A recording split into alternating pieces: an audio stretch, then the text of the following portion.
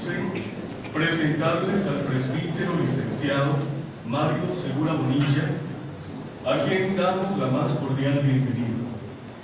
El padre fue ordenado el 8 de diciembre de 1990 e incardinado en la Arquidiócesis de San José. Es licenciado en Catequética y Evangelización por la Universidad Pontificia Salesiana de Roma. Actualmente es párroco de la comunidad de Nuestra Señora de la Merced en Betania de Montes de Oca, director del Departamento Arquidiocesano de Formación y del Departamento Arquidiocesano de Catequesis, miembro de la Sección Nacional de Catequesis del SENACAT y miembro de la directiva del mismo. Esta noche el Padre nos presentará el tema El símbolo de la fe. Al Padre Mario Segura le recordamos respetuosamente que dispone de 45 minutos a partir de este momento para presentar su ponencia. Después de la exposición se pasará un periodo de preguntas por parte del auditorio. Sin más preámbulo, iniciemos con el tema de esta noche.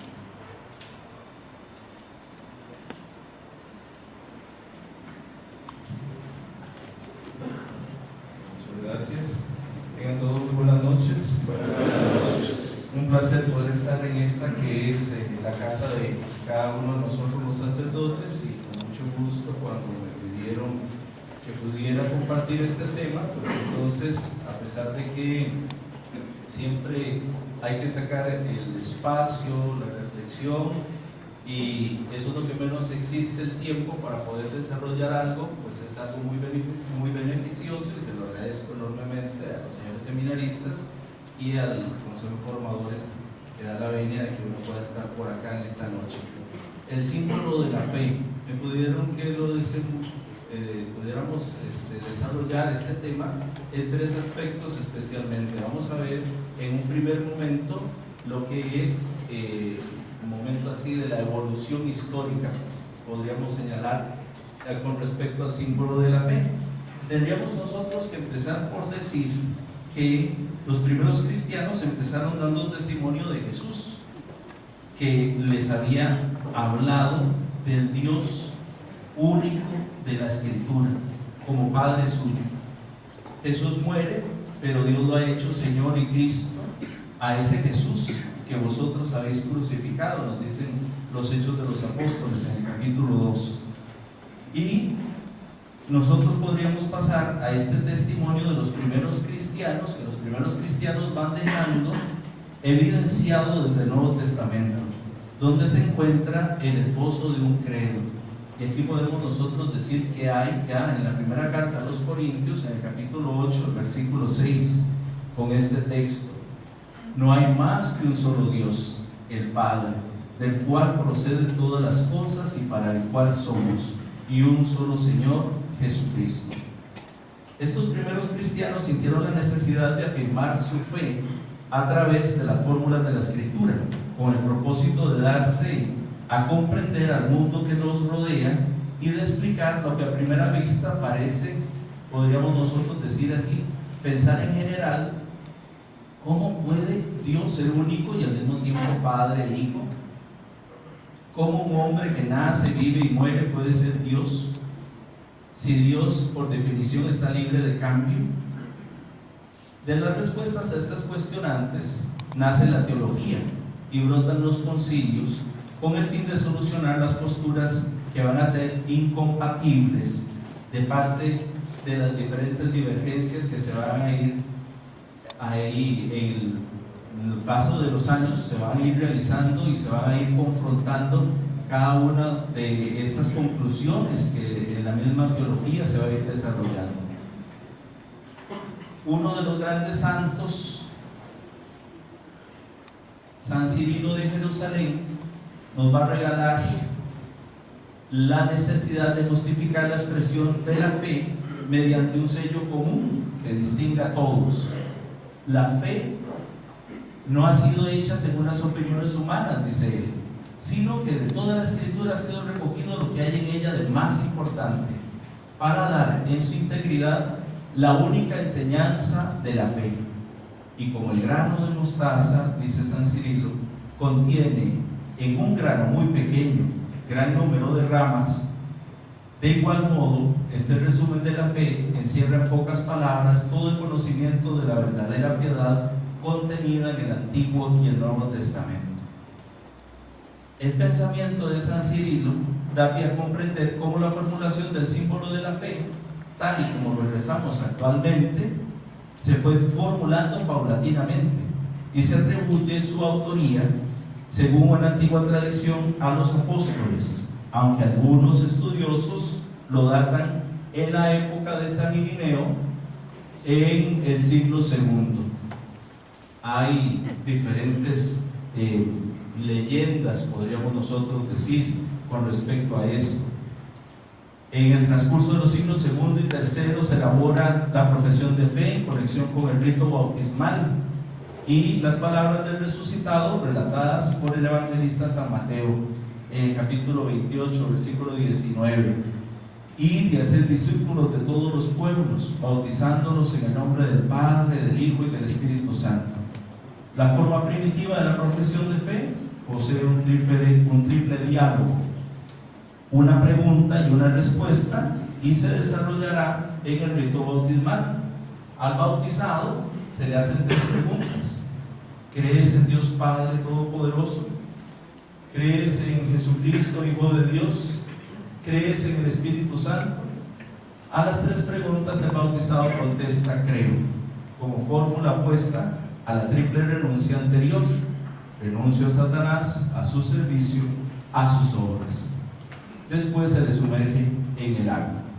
Y así podremos nosotros decir que se inicia esta formulación como una necesidad de lo que va a ir realizándose en la transmisión de la fe. Por eso ponía ahí las velas al inicio, ¿verdad? El símbolo de la fe es esa transmisión que nosotros, especialmente a la hora de que se realiza el rito bautismal, le decimos ahí a los padrinos, a los papás y a los padrinos, de sostener aquella vela, y aquella vela que va a significar a Cristo resucitado, a quien van a transmitir a través de la fe. En el año 1300 se cuenta que a cada apóstol le emparejaron un profeta, pues el credo cumple las principales profecías. Vean ustedes lo interesante de la historia, y así entonces unir en el credo el Antiguo y el Nuevo Testamento, verlo así completado. Eso con respecto a la evolución del credo. De ahí va a surgir, como les decía anteriormente, el símbolo de los apóstoles, que es la recopilación de las verdades de la fe. La primitiva iglesia llama a la profesión bautismal símbolo. Y entonces tenemos este detalle.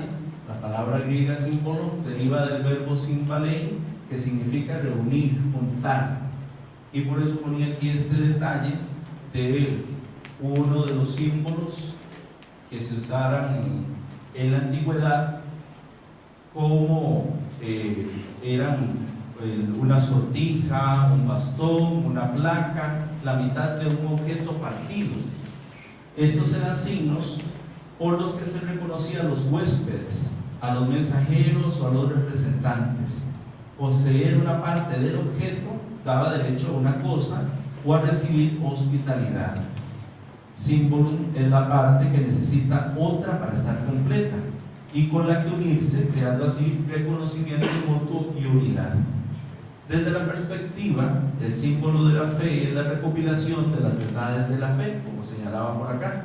Por ello, años después, viene a servir como punto de referencia fundamental para la catequesis, como nos lo va a recordar el Catecismo de la Iglesia Católica. Aquí sigo estos números, esos numerales del Catecismo de la Iglesia Católica del 188 en adelante. Dicho símbolo, al estar originalmente conectado con la administración del bautismo, se relaciona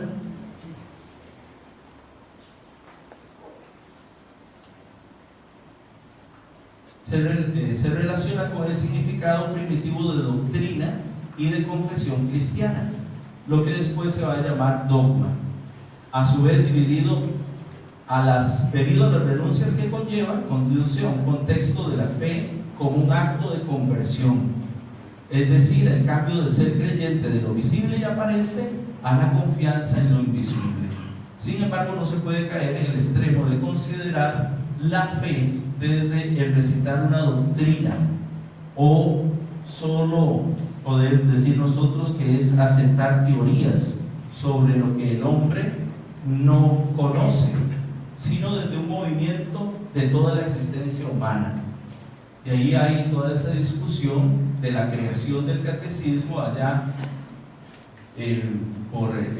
especialmente como encargado estaba el entonces cardenal Joseph Ratzinger, con la necesidad, decía él, de que fuera uno de los frutos del Concilio Vaticano II el catecismo de la Iglesia Católica, que surge hasta el año 1992, como todos sabemos. Pero hay este punto que nosotros siempre tenemos que rescatar. El símbolo no puede caerse en el extremo de considerar la fe como recitar una doctrina. Nosotros aquí en Costa Rica, gracias a Dios, a través de la catequética que se ha venido desarrollando, tenemos a nivel latinoamericano, por gracia de Dios, lo repito, pues entonces una catequesis desde la experiencia que nos hace a nosotros entonces pasar precisamente a eso. No solamente es aceptar una teoría, sino un movimiento de toda la existencia humana. En este símbolo de la fe se anuncia a Cristo crucificado, muerto y resucitado. En este acto se realiza la plena y auténtica liberación del mal, del pecado y de la muerte.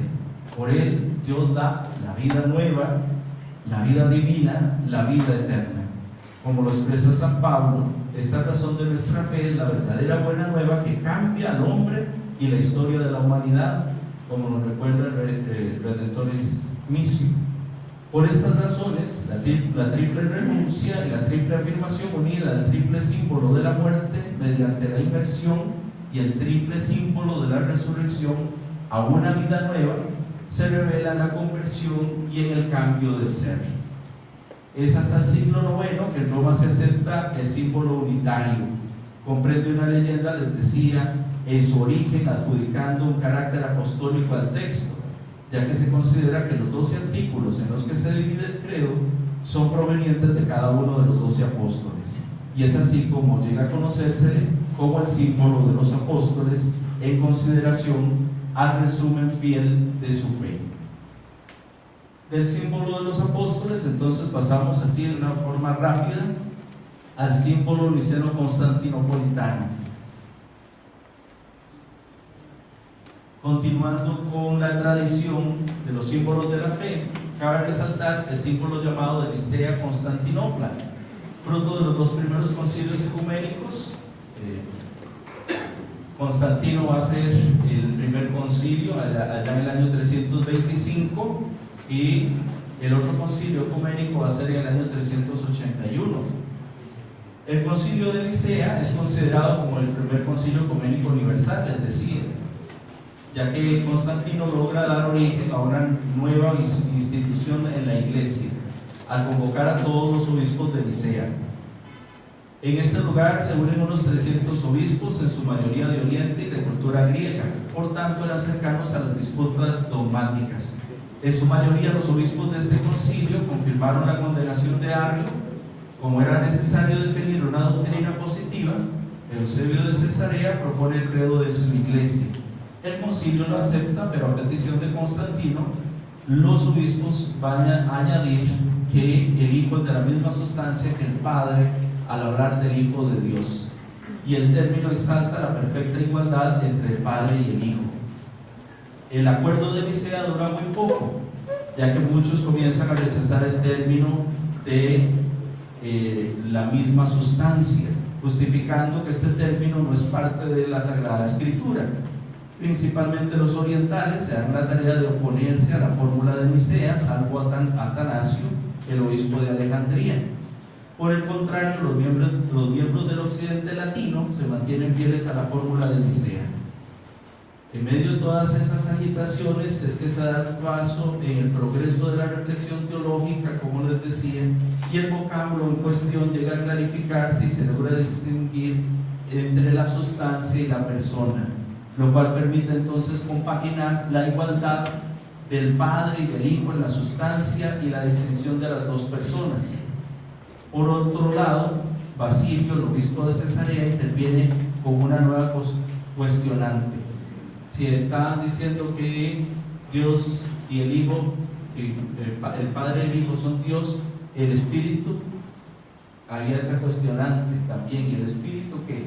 ¿El Espíritu es Dios? Gracias a su duda, emprende un tratado sobre el Espíritu Santo, donde demuestra que también el Espíritu es de la misma sustancia que el Padre. Y en el año 381, entonces se hace el segundo concilio, les decía, en Constantinopla, con Gregorio de Nacianzo, llama un nuevo concilio, se convocan los obispos orientales y se le exige la fidelidad a la fe que fue profesada en Nicea, a recoger su credo y dándose a la tarea de añadir una afirmación sobre el Espíritu Santo que dice: creemos en el Espíritu Santo, Señor, que reina y vivifica, que procede del Padre y con el Padre y el Hijo ha de ser honrado y glorificado. Este es justo el credo que conocemos y que rezamos hoy nosotros en la misa los domingos. En el primer concilio de Toledo, en el año 397, se añadió el término filioque, que se pasaba a declarar que el Espíritu Santo procede del Padre y del Hijo. Y como tal, este credo fue normativo hasta el cuarto concilio ecuménico de Calcedonia en el año 451. De ahí nosotros tenemos entonces el credo que acabamos de rezar. Así, en una forma muy sucinta, un vistazo de la evolución del credo, del símbolo de la fe, hasta hoy. Sus contenidos principales, esta parte correspondería a un teólogo dogmático que nos lo pudiera exponer, ¿verdad? Y tendríamos que hacerlo así, basados precisamente también, bueno, en algunos libros. Sería aquí especialmente un libro que se llama El símbolo de la fe. Permítanme para ver la bibliografía de González, Luis y Carvajal, La fe, un tesoro de vasija de barro, que es de este año pasado, más bien, del 2012, y por supuesto el catecismo, lo que nos dice el catecismo de la Iglesia Católica. Pero como ustedes saben, esos son es una muy buena parte que desarrolla sobre el credo. Toda la primera parte del catecismo va a estar basada en ello, y el contenido nosotros vamos entonces a poder señalar que aunque el credo intenta formular la fe contenida en la Escritura, ¿quién me avisa del tiempo? Porque el tiempo se va volando. ¿Cuánto tenemos? Bueno. Y también no sé si voy muy rápido, pero como eso es la historia también. ¿Estamos bien ahí? ¿Por dónde vamos? Entonces les señalaba que aunque un credo intenta formular la fe contenida en la Escritura, no debe visualizarse como un instrumento o regla fija que se aplica sin explicación. Hasta ahora se ha podido constatar que cada símbolo es una auténtica creación de la Iglesia a partir de dos elementos inseparables: Jesucristo y la Iglesia. Muchas gracias. Gracias al símbolo de la fe, el cristiano tiene la oportunidad de tomar posición respecto al mundo, ya que el hombre es un ser que se va haciendo en la historia. Sumado a esto, un credo nace de la urgencia de orientar la recta creencia y de evitar la posibilidad de incorrectas formulaciones de vivencias y expresiones de la fe. Sin embargo, debe aclararse que ningún credo es definitivo, inamovible o irreversible, puesto que están elaborados con palabras humanas, siempre perceptibles y capaces de expresar mejor la fe en un Dios que es absolutamente otro. Ahí tendríamos que entrar a toda la filosofía y con Martin Buber, por ejemplo, y empezar a señalar este otro que en realidad es Dios. A la vez, la fe cristiana tiene una triple dimensión: noética, ética y estética. La primera corresponde a la expresión doctrinal y teológica, como sabemos. La segunda se desarrolla por la vía moral, en el planteamiento de una vivencia más allá de un hacer o no hacer, sino más bien de un saber vivir como exigencia de la fe que se traduce en la vida del discípulo de Cristo. Precisamente ahorita sacábamos el módulo de moral en la arquidiócesis, tenemos esto dentro del campo en el que yo sirvo, les decía, el departamento de formación, y pusimos así: vivir en Cristo. para hablar de la moral, que fue lo que también en cierta manera vieron ustedes con el padre Pacheco. La tercera dimensión, les decía, la estética, mediante el cual el cristiano celebra su fe personal y comunitaria. La estructura triple que predomina en todo símbolo de la fe es la que señala la división de los contenidos según la clave trinitaria, es decir, la fe en Dios Padre, en el Hijo y en el Espíritu Santo, que entonces viene a ser el contenido esencial del credo, del símbolo de la fe, y que lo vemos así de una forma muy rápida. Les decía, el Catecismo de la Iglesia Católica dedica 1/3 de su contenido total al credo, y entonces ahí es como nosotros podríamos decir, si ustedes preguntan sobre el contenido, pues es básicamente. Y por eso les decía ahí, en la teología dogmática, de manera particular, vamos a poder nosotros hacer referencia al contenido. Creo en un Dios que es Padre. Podríamos poner nosotros en primer momento eso. Toda profesión de fe comienza con la confesión: creo en Dios, el ser principal, fuente de todas las verdades sobre el hombre, el mundo y toda la vida del creyente en Dios. Dios es el primero y el último, y así se revela el mismo pueblo de Israel como principio y fin de todas las cosas. Es la primera persona de la Santísima Trinidad. La fe en el único Dios suscita su búsqueda perenne como primer origen y fin último, y a preferirle por encima de todas las cosas. No es una fuerza o una energía impersonal o anónima, debido a que Dios mismo se encarga de revelar a Moisés su propio nombre: yo soy el que soy, Yahvé, es decir, Dios es. Dios es el que es por sí mismo, sin depender de nadie, principio sin principio, razón de todo lo que es, origen de todo, causa de todo, fuente de todo, ser soberano, ser supremo. Es el Dios rico en amor, compasivo y fiel. Es un ser espiritual, eterno, misericordioso y clemente, infinitamente sabio y bueno, omnipotente y justo, el ser por excelencia y el sumo amor. Se ha revelado en la plenitud de los tiempos por su Hijo, como un Padre bueno, que no abandona, sino que sostiene, ayuda y salva con una fidelidad que sobrepasa infinitamente a los seres humanos. Creo en Jesucristo, Dios Hijo, su único Hijo, nuestro Señor. La buena noticia para el ser humano es el anuncio de Jesucristo, el Hijo de Dios vivo, muerto y resucitado. Dios concretiza las promesas hechas a Abraham en el tiempo del rey Herodes y del emperador César Augusto, enviando a su Hijo, nacido de mujer, nacido bajo la ley, para rescatar a los que se hallaban bajo la ley y para que recibiéramos la filiación adoptiva. Gálatas 4:4-5. El Hijo de Dios se encarna en el seno de la Virgen María por obra del Espíritu Santo, por nosotros los hombres y por nuestra salvación, es decir, para interceder por nosotros pecadores, dándonos a conocer su amor infinito, para ser nuestro modelo de santidad y hacernos partícipes de la naturaleza divina, como nos diría Pedro en la segunda carta, por medio de la liberación que lleva la esclavitud del pecado, al confesar el reino de Dios que ya está presente en él. El misterio pascual de Jesús, que comprende su pasión, muerte y resurrección y glorificación, está en el centro de la fe cristiana, porque el designio salvador de Dios se ha cumplido de una vez por todas con la muerte redentora de su Hijo Jesucristo. La resurrección de Cristo es la prueba de su divinidad y de todas las promesas divinas en nuestro favor. Además, el resucitado, vencedor del pecado y de la muerte, es el principio de nuestra justificación y de nuestra resurrección. Un día volverá en gloria, pero no sabemos el momento. Por esto vivimos vigilantes, pidiendo: ven, Señor Jesús. Y Dios Espíritu Santo. Creo en el Espíritu Santo, Señor y dador de vida.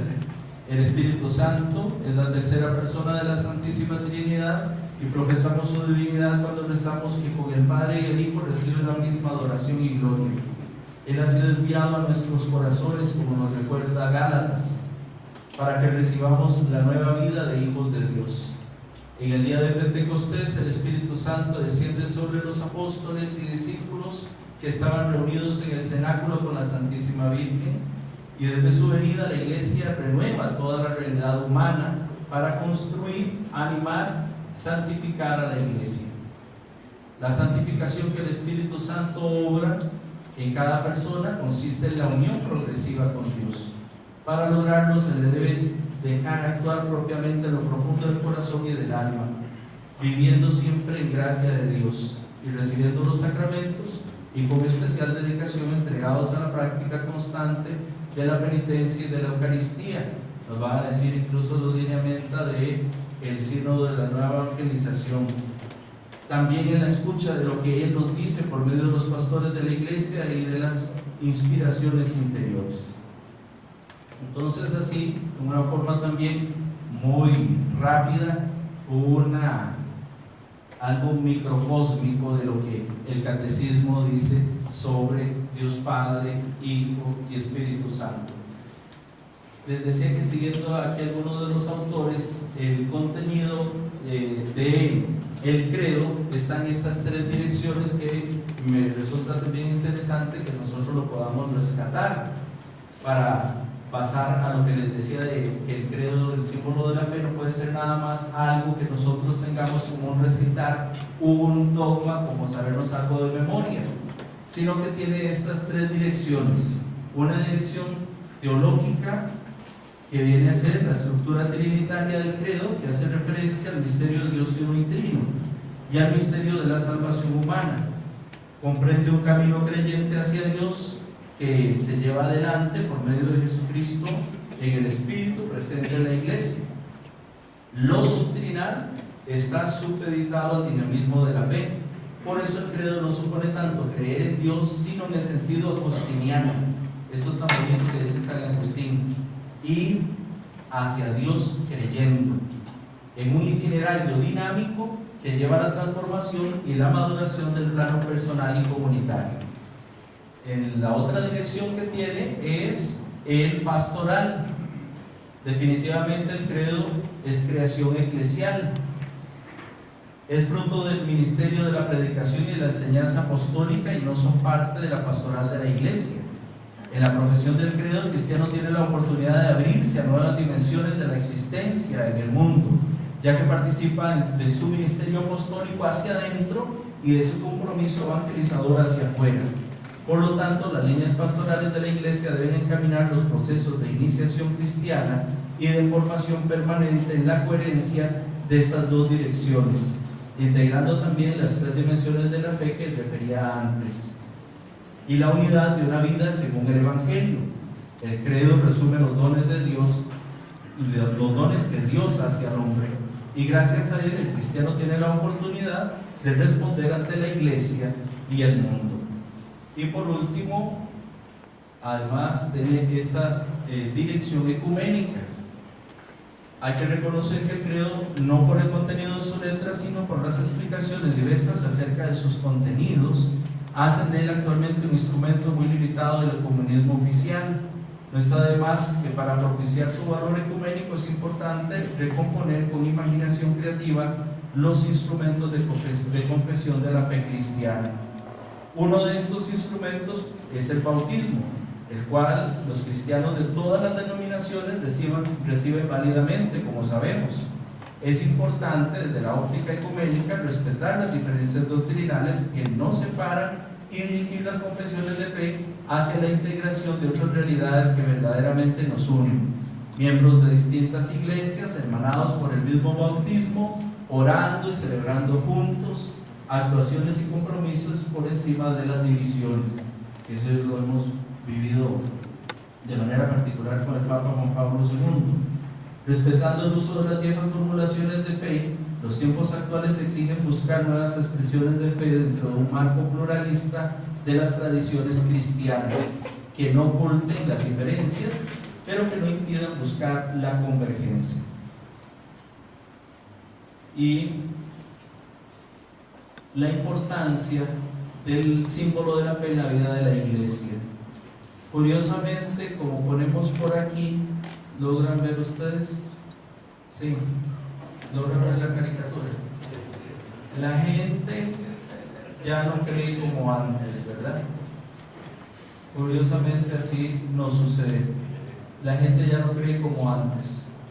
Nosotros nos encontramos que vivimos nuevos tiempos y experimentamos cambios en la forma de vivir la fe. Las bancas de las iglesias están cada vez más vacías y ocupadas por personas cuyos cabellos son cada vez más blancos. Y los que estamos al frente también. ¿No tenemos los cabellos blancos o no tenemos? Su importancia entonces en la vida de la iglesia. Resulta que ¿cómo podemos hablar de la importancia? Permítame entonces hacer aquí para poder hablar de la importancia del símbolo de la fe, cómo puede ser importante recapitular cómo en el momento sociohistórico que la iglesia enfrenta el gran desafío de la fe vacilante por causa de la escasa formación religiosa en la mayoría de los bautizados y de muchas interrogantes que plantea la sociedad. Lo primero entonces tendríamos que señalar incluso que la misma comodidad a la que tantos aspiran invita a no comprometerse de forma definitiva con el plan de salvación y poco a poco se genera el crecimiento del ateísmo, pero un ateísmo que en el pasado era sobre todo de tipo intelectual. Hoy se percibe la religión como contraria a la felicidad, hablar de Dios suena a cosa rancia y vieja, y hay un ateísmo sociológico. Se es ateo incluso porque es moda, ¿verdad? No es ni siquiera por el ateísmo, diríamos, de otros años, que era especialmente de tipo intelectual, en la época de la Ilustración y así. Hoy en día, en lo posmoderno, podríamos nosotros señalar, es así una moda. Además, nos encontramos también con la situación de los agnósticos. No afirman ni niegan la existencia de Dios, es una cuestión que no tiene solución. Y entonces es el agnosticismo también lo que se vive en medio de en donde nosotros estamos como iglesia. Además del crecimiento del ateísmo, la proliferación de las sectas que hubo más bien en años pasados, y que entonces ahí siguen siempre esas las sectas, aunque el fenómeno en ellas, según la sociología, también es igual que en las iglesias históricas, cada día con menos adeptos. ¿Por qué? Por este otro fenómeno que es sobre todo el principal desafío, la indiferencia. La indiferencia que nos hace ver, carece de interés saber si Dios existe o no. Porque aún en el supuesto de que existiera, no sería para ellos un valor digno de tener en cuenta. Entonces el indiferentismo dice, me da igual lo que suceda. ¿Cómo llegar a la indiferencia? No metas a la religión en la vida cotidiana, para eso está la economía, la política, eso lo vemos ahí cada vez más, ¿verdad? Prueba a poner en Google cristiano o conversión. Les invito a que ustedes puedan ponerlo, vamos a ponerlo aquí. Conversión de moneda, conversión de metros a pies, conversión de pulgadas. O Cristiano Ronaldo, Cristiano Ronaldo. Es para que nosotros veamos a lo que nosotros nos enfrentamos. Déjate llevar por las prisas, por la eficiencia, olvídate de cultivar el espíritu, la contemplación. Me detengo en esto porque es el principal desafío del indiferentismo, les decía. Y relaciónate con personas religiosamente indiferentes. Entonces, ponía esta caricatura aquí, querido, ¿qué es peor, la ignorancia o la indiferencia? Entonces le contesta él, no sé ni me importa.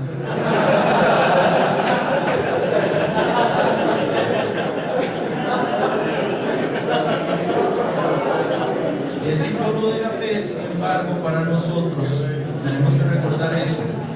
Como la cizaña que crece junto al trigo, también hoy existen nuevos ídolos en la sociedad que conducen velozmente a la dirección del consumismo y el hedonismo. Ante esta realidad, se convierte en apremio observar la renovación de la fe, rezar el credo con el corazón y expresar, creo en Jesús con la vida. Como decía Pablo a Timoteo, acuérdate de Jesucristo, queriéndole decir, renueva tu fe, revitaliza, que es lo que estamos haciendo y lo que el Papa Benedicto XVI, ante el relativismo tan exagerado que lleva como esencia también este indiferentismo, nos ha invitado a que nosotros podamos vivir este año de la fe. El símbolo de la fe es como la espina dorsal del cristiano, les ponía por acá, que siendo la raíz de nuestro cuerpo está conectada con todos los órganos internos, músculos y nervios. De la misma manera, el símbolo de la fe conecta la vida del cristiano y articula en convicciones y verdades la razón de su existir y la salud espiritual que da a la vida sentido y plenitud. Entonces, si ustedes me dicen, Padre, es importante, acá está la respuesta. Cada uno de los miembros de la Iglesia, al haber conocido el símbolo de la fe, debe asumir como una misión personal el anhelo de transmitirlo, iniciando por su familia, en los distintos ambientes de presencia eclesial y en los ámbitos donde se encuentran los más alejados. La fe puede vivirse desde una simple emoción subjetiva, un sentimiento o una vaga aspiración religiosa, pero nace del encuentro con el amor originario de Dios. Nos recuerda la Lumen Fidei en el número 51. Nace del encuentro con el amor originario de Dios, del encuentro con el Dios vivo, manifestado en el encuentro con Jesucristo y en la adhesión plena a Él y a la Iglesia. La profesión del símbolo de la fe está lejos de acercarnos a una idea o a un proyecto de vida, sino que se traduce en el encuentro con una persona viva, Jesucristo, que se encarga de transformar profundamente a personas y realidades, revelando la verdadera identidad de ser hijos de Dios. Como nos lo recuerda el Papa Benedicto XVI durante el mes de octubre del año pasado, en el ciclo de catequesis sobre el credo, las verdades cristianas, decía el Papa, tienen la misión de ser luz en las nuevas transformaciones culturales, lo que exige de los cristianos que sean capaces de dar razón de su esperanza. Por lo tanto, es un deber de la Iglesia transmitir la fe y comunicar el Evangelio. Todo lo anterior permite comprender por qué se ha dedicado este año como año de la fe, precisamente la importancia de conocer el credo mediante catequesis apropiadas que sirven para descubrir a Dios como el autor de la vida y de nuestra existencia, caminando siempre a su lado. Nuestra fe en Él es una fe que implica actitudes nuevas ante Dios y ante la vida, y la adquisición del compromiso en la Iglesia para convertirnos en constructores del reino de Dios, presente aquí entre nosotros y con la esperanza de que va a llegar a ser definitivo. El Santo Padre en la Carta Apostólica Porta Fidei hace una llamada a todos los cristianos a profundizar y afianzar en la fe y hacer resplandecer la palabra de la verdad que el Señor Jesús nos ha dejado. No por casualidad, dice Porta Fidei en el número 9, los cristianos en los primeros siglos estaban obligados a aprender de memoria el credo. Esto les servía como oración cotidiana para no olvidar el compromiso asumido con el bautismo. El símbolo nos conduce a una fe celebrada y hecha vida en la liturgia, una fe que compromete a ser verdaderos creyentes y a actuar como tales, como nos dice Pablo: yo creo en el que ha muerto y ha resucitado y ahora es parte de mi vida. San Agustín también nos lo recuerda con unas palabras de profundo significado. El símbolo del sacrosanto misterio, dice San Agustín, que recibisteis todos a la vez y que hoy habéis recitado uno a uno, no es otra cosa que las palabras en las que se apoya sólidamente la fe de la Iglesia, nuestra Madre, sobre la base inconmovible que es Cristo el Señor. Recibisteis y recitasteis algo que debéis retener siempre en vuestra mente y corazón y repetir en vuestro lecho. Algo sobre lo que tenéis que pensar cuando estáis en la calle y que no debéis olvidar ni cuando coméis, de forma que incluso cuando dormís corporalmente, vigiléis con el corazón. Vemos entonces que es un instrumento en la dimensión noética, que es testimonio de la fe cristiana después del uso prolongado que ha tenido y debe seguir en vigencia para el mundo de hoy. Así lo afirma el Papa Francisco en el número 6 del Lumen Fidei. La fe no es un presupuesto que hay que dar por descontado, sino un don de Dios que debe ser alimentado y fortalecido para que siga guiando el camino del hombre contemporáneo. La Virgen María, en la Virgen María encontramos a aquella que ha creído al aceptar el anuncio del ángel. La fe ha dado su mejor fruto, nos llenamos de alegría. María ha realizado la peregrinación de fe siguiendo a su Hijo. La fidelidad a lo recibido y a la iglesia que lo transmite es esencial a la fe. La confesión de fe en la recitación del símbolo del ángel del Ruach significa y realiza el vínculo de comunión personal y público con todos los creyentes.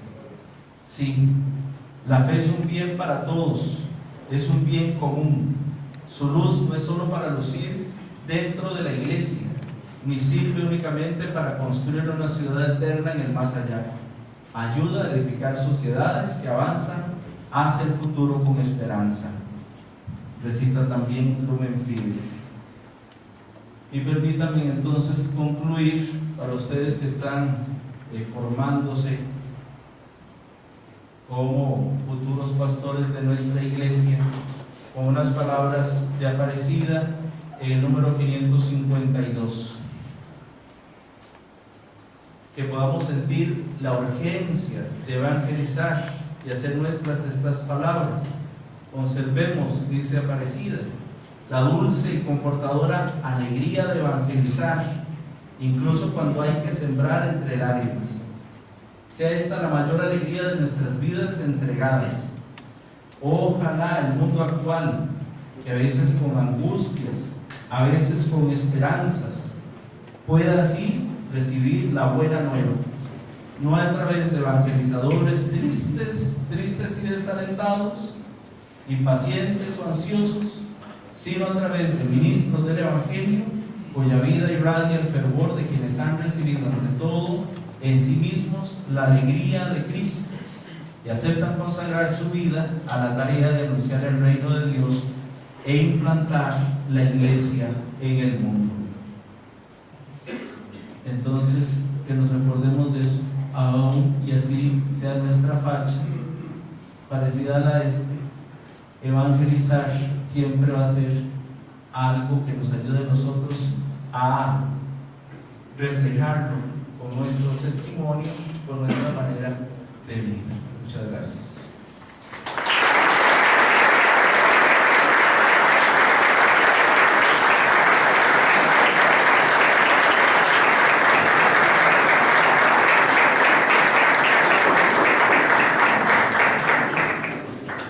Tiene lugar ahora el breve espacio para las preguntas, siguiendo la dinámica propia de esta semana de reflexión teológica, desde el relativismo creciente y la religión a conveniencia, cómo presentar y defender el principio lex orandi, lex credendi. ¿Cómo presentarlo ante este relativismo?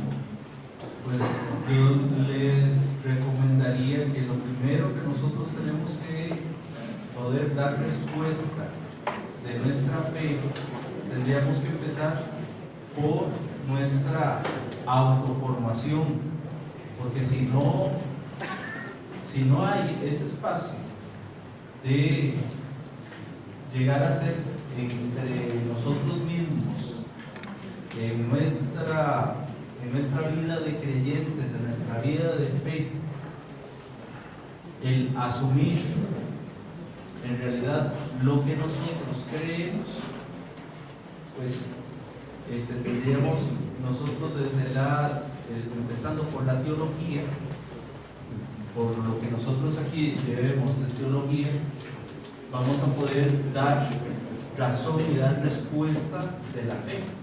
Pero en esta distinción, ahí sí tendríamos tal vez de lex orandi, lex credendi, llegar nosotros a compaginar también tenemos nosotros que llegar a compaginar en una forma equilibrada, tendremos que señalarlo así,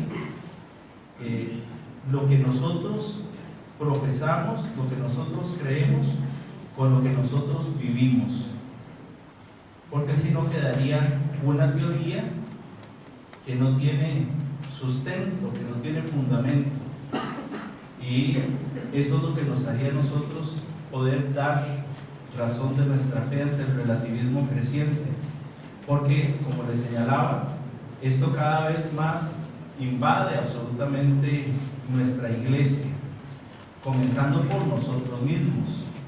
Ni siquiera en nuestra propia vida de fe nos vamos a ver nosotros entonces ajenos a poder dar razón de la fe tal y como nosotros la hemos recibido. Y por eso les decía que nuestra formación, especialmente en la vida de seminario, yo lo creo esencial, y después como presbíteros nos va a ayudar a nosotros a saber dar razón de nuestra fe, a poder dar respuesta de una manera acertada a lo que las personas en medio de nuestra sociedad van pidiendo, porque siempre va a existir, en medio de todo este relativismo, siempre va a existir la pregunta de la búsqueda de Dios, siempre. Y nosotros entonces tenemos que hacer esa invitación a la persona a que pueda entonces pasar de una simple fórmula de fe, de una ley, podríamos nosotros decir, está formulándose desde la teoría a una norma que nosotros en realidad creemos, y eso es lo que nos daría entonces la autoridad para poder dar respuesta al relativismo. Creo que una de las mejores imágenes nos la ha venido regalando nuestro actual pontífice, que de una manera tan simple hay una coherencia en lo que ora, lo que sabe, lo que hay de credo, de dogma, y lo que se vive y lo que se cree, que exista esa coherencia siempre. Ahí estaría nuestro gran desafío en poder tenerlo así. Esa es la segunda pregunta. ¿Cuáles son las propuestas del modelo de pastoral de la nueva evangelización para transmitir y hacer más accesible el símbolo de la fe en la cultura actual? Empezando las fórmulas. Voy a repetir.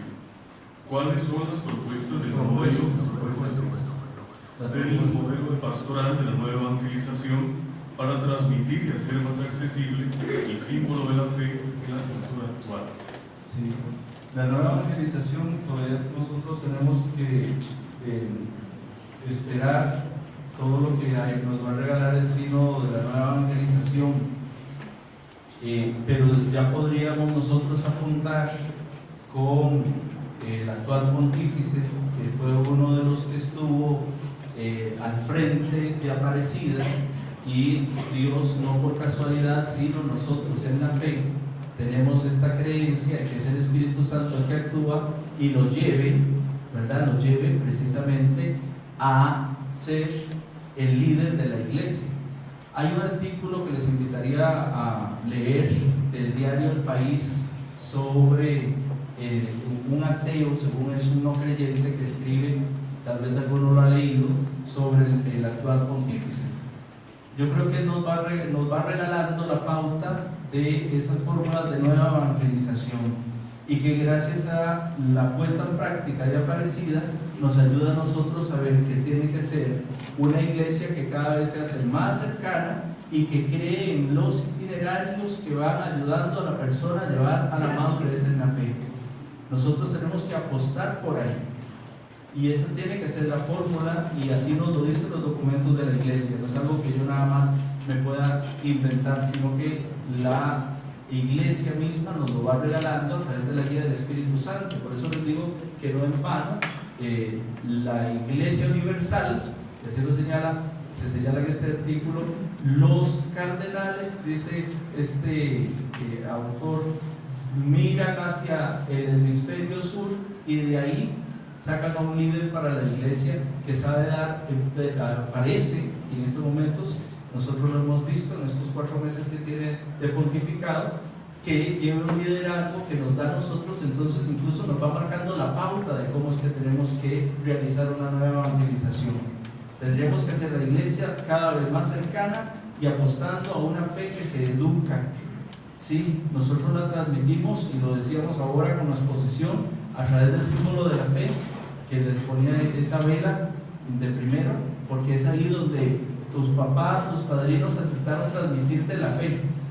Pero una fe que no es educada, una fe en la que no se cree después que te tiene que tener una catequesis de por vida, una catequesis permanente, como se señala de parte de todos los catequetas más respetables, pues nosotros entonces no vamos a poder captar a las personas, a los fieles, y a poderlos introducir en la vida de la fe y en el conocimiento de Jesucristo. La nueva evangelización empezaría por ahí. Y yo diría que estas son las fórmulas que nosotros tendríamos que ir más bien todavía leyendo y asimilando, porque se nos están dando. Aparecida nos regala bastantes pautas, y entonces habla de eso, de una iglesia de acogida, de unos itinerarios, de poner la lista en la iniciación cristiana de los adultos. La catequesis de adultos siempre va a ser el modelo de toda catequesis, va a ser el modelo de toda educación en la fe, y eso es lo que tendría que ser cada uno de los pastores, que desde 1975 en Catequesis Tradente el Papa Juan Pablo II nos lo regalaba, y en 1979 el Papa Juan Pablo II nos lo regalaba y nos decía eso: el primer catequista tiene que ser siempre el sacerdote. La tercera pregunta: ¿cómo es que el credo, siendo algo ya estructurado y definitivo, ayuda al ecumenismo? Yo lo señalaba precisamente con la exposición, comenzando que hay, gracias a las profesiones de fe que se han realizado en los diferentes, que se fueron elaborando en los diferentes siglos, pues ahí mismo nosotros nos encontramos con que hay algunas iglesias precisamente cristianas también, históricas, que tienen como fórmula de fe el credo niceno-constantinopolitano. Y entonces por eso les ponía ahí cómo se puede señalar desde la óptica de la ecuménica, respetando sí algunas diferencias doctrinales. Hay gente con la que no se puede hablar, ya como que son las sectas y demás. Nosotros tenemos que saber que eso, ahí no hay ecumenismo, por supuesto. Pero decíamos aquí que respetando las diferencias doctrinales que nos separan, dirigir las confesiones de fe hacia la integración de otras realidades, miembros de distintas iglesias hermanados por el mismo bautismo, todos tenemos el mismo bautismo, decíamos. El ecumenismo se va a dar, el ejemplo lo da el Papa Juan Pablo II, orando, celebrando juntos, actuaciones y compromisos por encima de las divisiones. Entonces, el símbolo de la fe nos puede ayudar desde esa perspectiva también. Y una cuarta y última pregunta: casi siempre nuestras catequesis inician por el credo, creo en Dios Padre. ¿Cómo hacer para que este punto de partida no sea un golpe en esta cultura donde la figura paterna está desvalorizada? Sí, eso es una situación que no es nada sencilla, ¿verdad? En la realidad social e histórica en la que nosotros nos encontramos, comenzando que cada día más, hasta incluso se habla de no sé cuántos tipos de familia, no sé cuántos tipos de familia están registrados, ¿verdad? Donde entonces los niños, un padre no es una figura que viene a ser un referente. Nosotros entonces tendríamos que comenzar por describir a este Padre de Dios y hacerle ver precisamente eso que también yo señalaba. Al habernos revelado Jesucristo, nos hace llegar a tener un conocimiento que es infinitamente, muchísimo mayor de lo que el ser humano puede imaginarse. Y de ahí nosotros tendríamos que partir para poder hablar de un Dios que es Padre. Porque si no, los padres, incluso, por mejores que hayan sido, algunos padres biológicos, van a ser siempre falibles. Y en Dios es la infalibilidad absoluta. Y por eso nosotros tendríamos que partir de ahí, de darlo a conocer desde esa realidad, porque el creer en Dios y el símbolo de la fe siempre va, a pesar de que nosotros lo redactemos, lo recitemos y lo tratemos de vivir, siempre tiene que ser un misterio, porque el misterio es parte de Dios mismo, ¿verdad? Nosotros no, el ser humano, aún y con toda la revelación de Jesucristo, no llega al entendimiento absoluto de Dios, porque dejaría de ser hombre, llegaríamos a ser Dios. Y entonces eso es lo que tendríamos que ayudarle a la persona, al catequizando, en este caso, cualquiera que sea un niño o sea una persona adulta. Reiteramos nuestro agradecimiento al Padre Mario Segura con un caluroso aplauso.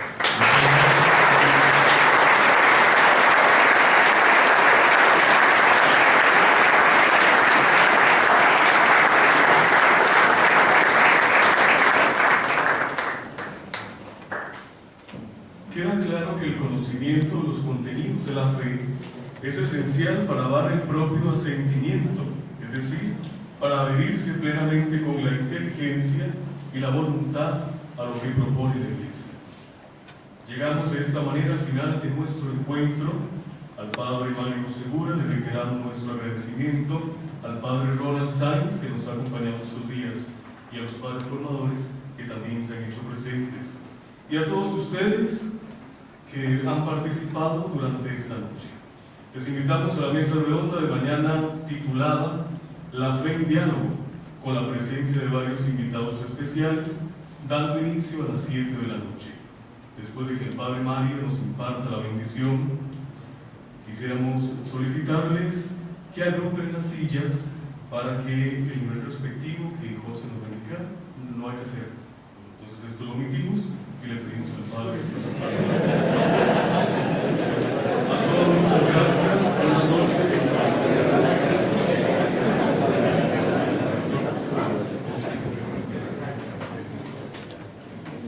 También reiterar el agradecimiento a ustedes por su paciencia, su esfuerzo de atención también, y esta bonita experiencia de tratar uno siempre de temas tan esenciales dentro de nuestra vida de formación, especialmente.